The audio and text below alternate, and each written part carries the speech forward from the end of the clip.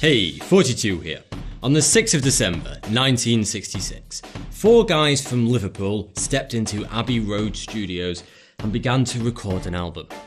333 hours and many questionable substances later, the Beatles had emerged, having produced their 8th album, Sgt. Pepper's Lonely Hearts Club Band. It would go on to sell over 32 million copies worldwide and be named the greatest album of all time by Rolling Stone magazine and many other publications. It was highly experimental, using mold-breaking techniques and a huge array of unusual instruments. The band had produced an emotional masterpiece that epitomised the so-called Summer of Love and was a true masterpiece of its time, yet it remains just as relevant and powerful today. Fast forward 44 years to 2010, and Justin Bieber released his hit single, Baby. This is generally considered to be a bad move. So what went wrong? How did we go from Bob Dylan to Britney Spears, from Led Zeppelin to Lady Gaga, and the Kinks to Katy Perry? But who am I to criticise the musical tastes of the vast majority of today's youth? Personally, my musical tastes are stuck in the middle of last century. But you may think that just makes me old-fashioned, stuck in the past, and I should probably move with the times. But here's the thing. There is far more to this than simple nostalgia, and when your parents keep telling you that the music died long ago, they may actually have a point. Because it turns out that science agrees with them. Over the past 30 plus years, researchers have been studying how trends in music have evolved. And a recent study in 2012 by the Spanish National Research Council revealed that the suspicions of somewhat antiquated individuals, such as myself, are very true. Music is getting worse every year. The researchers took around 500,000 recordings from all genres of music, from the period of 1955 to 2010. And they meticulously ran every single song through a set of complex algorithms. These algorithms measured three distinct metrics of each song: the harmonic complexity, the timbral diversity, and loudness. The most shocking results that the researchers found was that over the past few decades, timbre in songs has dropped drastically. Timbre is the texture, colour, and the quality of the sounds within the music. In other words, the song's richness and depth of sound. The researchers found that timbral variety peaked in the 1960s and has since been steadily declining. The timbral palette has been homogenised, meaning songs increasingly have less diversity with their instruments and recording techniques. This divide is clearly evident if we take what is widely considered to be the Beatles' masterpiece, A Day in the Life, which was recorded using an orchestra of 40 musicians. But this is not classical music, this is pop. The 5-minute piece contains violins, violas, cellos, double bass, harp, clarinets, an oboe, bassoons, flutes, French horns, trumpets, trombones, a tuba, and of course the four band members playing their usual instruments over the top. In contrast, Robin Thicke's Blurred Lines uses mostly one instrument, a drum machine. And yes, this is a rather extreme example, a song known for its one-dimensional but punchy bassline, but it represents an overall trend with modern pop music that the researchers found within their data. Instead of experimenting with different musical techniques and instruments, the vast majority of pop today is built using the exact same combination of a keyboard, a drum machine, sampler, and computer software. This might be considered as progressive by some people, but in truth it sucks the creativity and originality out of music, making everything sound somewhat similar. Do you ever flick through the radio and think to yourself, all these songs sound the same? Well, what the researchers found is that the melodies, rhythms, and even the vocals of popular music have become more and more similar to each other since the 60s. One facet of this homogenization of popular music was pointed out by musical blogger Patrick Metzger. Metzger noticed that hundreds of pop artists were using the exact same sequence of notes, in which there's a shift from the 5th note in a scale to the 3rd note and then back to the 5th. This sequence of notes is usually accompanied by a vocal wah-oh pattern. Metzger named this the millennial whoop, and it sounds like this. Whoa, whoa, whoa, whoa. The millennial whoop can be found in hundreds of chart-topping pop songs created over the past few years, and its usage is becoming more frequent all the time. From Katy Perry's California Girls to Justin Bieber's Baby, literally every single major pop star today has included the millennial whoop in at least one of their songs. But why? Well, quite simply, familiarity. Our brain likes familiarity. The more we hear the same sounds, the more we enjoy them. The millennial whoop has become a powerful and predictable way to subconsciously say to the masses, hey, listen to this new song, it's really cool. But don't worry, you will like it because it's also really familiar. Because you've actually heard it hundreds of times before. And in this wildly unpredictable world, this makes us feel safe. Sticking to the same cookie-cutter formula comforts people, and that's important. But what about lyrics? Well, I'm afraid it's bad news there too. Another study examined the so-called lyric intelligence of hundreds of Billboard chart-topping songs over the past 10 years. They use different metrics, such as the Fleischer-Kincaid Readability Index, which indicates how difficult a piece of text is to understand and the quality of the writing. This was the result. Over the past 10 years, the average lyric intelligence has dropped by a full grade. Lyrics are also getting shorter and tend to repeat the same words more often. We've gone from the absolute poetic beauty of Bob Dylan and Morrissey to, well, this and this. What if I also told you that the vast majority of chart-topping music in the past 20 years was written by just 2 people? What do Britney Spears, Taylor Swift, Ellie Goulding, Robin Thicke, Jessie J, Justin Bieber, Katy Perry, Ariana Grande, Justin Timberlake, Maroon 5, Pink, Leona Lewis, Avril Lavigne, Christina Aguilera, Kesha, the Backstreet Boys, Westlife, NSYNC, Adam Lambert and will.i.am all have in common? The answer: their songwriter. I'm not saying 100% of their songs, but a good chunk of all these artists' songs were written by the same Swedish man, a Mr. Max Martin. This one man is single-handedly responsible for over 24 number one singles and thousands of songs in the top 100 charts over the past decades. He has written universally recognisable tracks such as I Kissed a Girl, Baby One More Time, Since You Been Gone, California Girls, Shake It Off and so many more. And if Max Martin didn't write it, then American singer-songwriter Lucas Gottwald most probably did. Known professionally as Dr. Luke, together with Max Martin, they account for the lyrics and melodies behind the vast majority of pop music today. You've likely never heard of them, and that is very intentional. These two men are the hidden pop factories behind virtually every single band that is played on the radio today, and probably every musical act you grew up with if you're under 30 years old. And you wondered why everything sounds the same. There are still popular chart-topping musicians that write the entirety of their own music today, but you have to look really, really hard. Research has also shown that the hook, the part of the song that really grabs us and pulls us in, is occurring sooner in modern songs and they happen more often. Researchers believe this is because when it comes to music, our attention spans have drastically shortened. Unless a song instantly grabs us, our brain tends to shut off and ignore it, often skipping to the next song. This shortened attention span is a trend amongst people that has only occurred in the past 10 years. And it's believed to have been caused by the instant access to millions of songs at our fingertips. It used to be the case that if you wanted to hear a song, you had to go out and buy that one single or album, take it home and play it. You would probably play it countless times because you had spent so much money on so few songs. Over time, you would learn to appreciate all the subtle nuances throughout the album.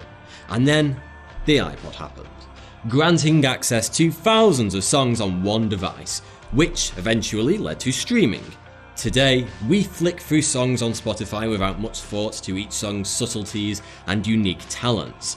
This has caused musicians and record companies to favour punchy bass lines that demand our attention and to stuff each song full of so-called hooks to instantly grab our attention and keep it for as long as possible. And they've also been doing something else in recent years to grab our attention. Something subtle, but so very powerful, yet so very, very wrong. For the past 20 years, music producers have been engaged in a war. The loudness war. The aim of this war is to produce louder music than your competitors, but how do you make music louder when the listener is in control of the volume, not the producer? Well, they use compression. You may have heard of dynamic range compression. It's the process of boosting the volume of the quietest parts of a song so that they match the loudest parts, thus reducing the dynamic range, the distance between the loudest part and the quietest part. This makes the whole song sound much louder than the uncompressed version, no matter what volume the listener has set their device to. It's like me standing in the middle of the street and mumbling nonsense to myself, occasionally whispers and sometimes speaking a bit louder. A few people might notice and avoid me. But then, if I were to compress my dynamic range, I would suddenly be bellowing out every single word at the top of my voice loudly and proudly. Suddenly, everyone turns around to look at the crazy man shouting in the street and the police would be called. But this is exactly why producers do it, as the market has become increasingly crammed with similar sounding pop music. Making your song shout louder than all the others ensures it will be heard amongst all the competition. But there's a big price to pay for loudness. Dynamic range compression, when abused as it often is today, is an absolute travesty when it comes to the art of creating music. Where physics is concerned, the rule is that you can't make a sound louder than the volume it was recorded at without reducing its quality. Compressing a song's dynamic range strips away its timbral variety. It muddies the sound. Subtle nuances that would have before been very noticeable and could have been appreciated are now no longer nuanced. They sound exactly the same as the rest of the track. Listen to this short recording without any compression.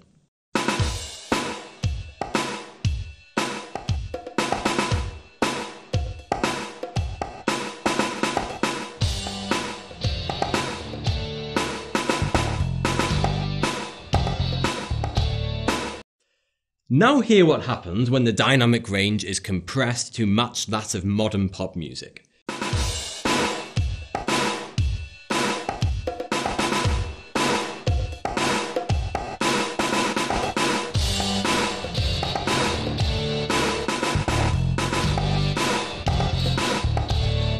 Hear how everything sounds less punchy and vibrant? The drum beats stand out less. Everything just makes less of an impact. But at the end of the day, there is a very real reason why popular musicians and producers today don't stray away from their safe haven of repetitive, monotonous drum machines, unimaginative, factory-produced lyrics, rhythms stolen from the previous popular song then chopped up and changed slightly, and of course their ever-popular millennial whoops. It all has to do with risk. In the 50s, 60s and 70s, record labels would receive hundreds of demo tapes from budding young artists every week. They would sift through them and the most talented acts would be offered record contracts. Even if they weren't that special, it didn't matter too much. The record label would just throw a few £1,000s into marketing, and if the public liked their music, they would naturally gain traction and make it big. If not, they would fade away into the night. And this is crucial, because importantly, the public were voting with their ears for the best, the most talented musicians, singers and songwriters. We, the people, were the final judge and jury, the ultimate arbiter. And so musicians had to be really bloody talented to impress us enough to stick around and make more music. There was just no room for sloppiness or the untalented. But this method was risky. because many times record labels would pump thousands of pounds into an act that weren't destined to be, and their gamble wouldn't pay off, losing their investment. But when they signed the really big acts, it would balance the books. However, today, promoting a new band is more expensive than ever. Over time, the cost of breaking in a new artist onto the global music scene has skyrocketed. In fact, the IFPI reports that today, it costs anywhere between $500,000 and $3 million to sign a new act and break them into the music scene. That's a hell of a lot of money. Would you want to gamble with $3 million? No, neither do music producers. So, the industry has reacted by removing the risk. Instead of trying to find genuine musical talent, they simply take a pretty young face, usually from a TV talent show, and then simply force the public to like them by brainwashing them. Instead of allowing the public to grow to like an artist and make their own mind up about the quality of their music, the industry now simply makes you like their music, thus removing all the financial risk. Brainwash, you say? How on earth do they do that? Well, have you ever noticed how that popular new song seems to follow you around everywhere you go? It's on every single radio station, it's played in your favourite stores, the supermarket, all over the internet, and even in the latest Hollywood movies and popular TV shows. This is no coincidence. What that is, in fact, is the record label's $3 million making sure that that new single is quite literally everywhere, completely unescapable. You will hear it whether you want to or not. Remember, I was talking about the power of familiarity. It's called the mere exposure effect, a psychological phenomenon by which people develop a preference for things they see and hear often. Our brain releases dopamine when we hear a song that we've heard a few times before, and the effect only gets stronger with each listen. Can you remember the very first time you heard your favourite pop songs from the past 10 years? Whether it be Gangnam Style, Happy, All About That Bass, Blurred Lines, Hotline Bling. Did you truly like it the first time you heard it? Or were you, in fact, kind of repulsed? Did you have this brief moment when you thought, what the hell is this? But then you heard it a few more times and you began to think, well, I guess it's kinda catchy. And then your friends are all listening to it and you hear it a few more times and boom, it's your new favourite song and you can't stop playing it. If this has happened to you, then I'm afraid you have been brainwashed. The mere exposure effect has worked on you. Surely if a song is a truly great song, then you wouldn't need to force yourself to love it. You wouldn't need to be won over for a period of repeated exposure. You would just like it the first time you heard it. We all have different musical tastes, but they are sadly being overridden, diluted and emulsified by the brainwashing activities of big record labels, the repeated and constant exposure to manufactured songs that we've heard 100 times before. Don't get me wrong, there are many fantastically talented bands out there today, but in today's industry, virtually none of them will ever be signed because they are simply too risky to promote. Because they don't fit the usual pop formula. They are different. But being different is important. You may be thinking, so what if I've been brainwashed? I enjoy contemporary popular music. And isn't that what's most important at the end of the day? Yes, of course. Music is an expression of your personality, and it should be enjoyed no matter what others think or say. But it's also really important to not let creativity and originality disappear. Music as an art form is dying. It's being replaced by music which is a disposable product designed to sell, but not to inspire. So we shouldn't be so complacent in allowing systematic, cold, factory-produced music to dominate, or else the beautiful, soulful and truly real music that we've all at some point loved and has been there with us through our darkest times and our happiest times could soon be a distant memory, never to be repeated. Thanks for watching. If you enjoyed this video, then please click here to support me on Patreon, which really helps out the channel and you can get some cool rewards like early access to all my videos. Click here to watch another video, and if you haven't already, don't forget to subscribe.